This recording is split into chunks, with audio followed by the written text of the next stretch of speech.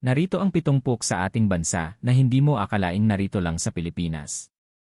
Una ang Batanes na tila balupain sa hilagang Europa dahil sa luntiang kabundukan. Pangalawa ang Venice Grand Canal sa Taguig para sa mga nagnanais ng damdamin ng Italia. Pangatlo ang Sirao Flower Garden sa Cebu na tila munting Amsterdam dahil sa mga naggagandahang bulaklak. Pang-apat ang Fortune Island sa Batangas na may mga haliging bato na katulad ng sa Gresya. Panlima ang mahiwagang ilog ng hinatuan na ang asul na tubig ay parang sa panaginip lamang. Pang-anim ang vegan na magdadala sa iyo sa lumang panahon ng Espanya.